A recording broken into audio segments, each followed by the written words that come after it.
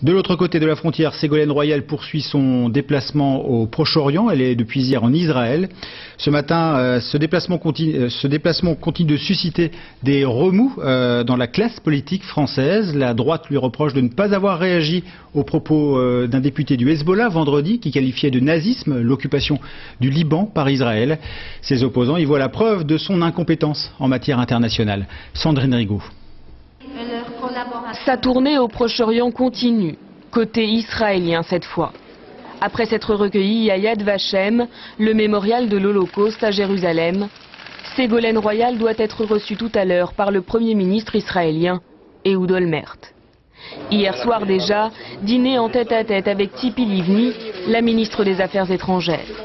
Pour la candidate socialiste, les autorités israéliennes déroulent le tapis rouge. Pour la gauche, la preuve évidente que la polémique n'a pas lieu d'être.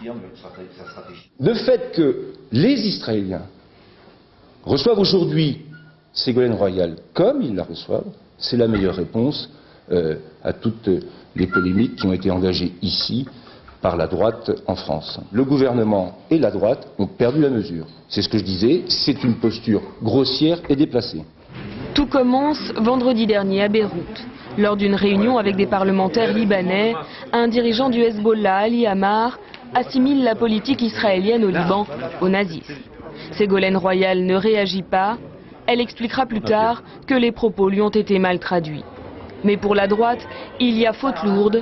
Ce matin encore, les porte-paroles de l'UMP parlent d'incompétence.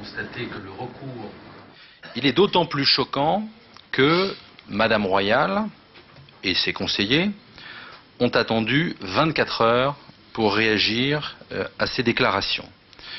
La vraie question que nous posons donc ce matin, c'est le voyage de Ségolène Royal est-il utile pour la France? Et nous considérons que la réponse est non.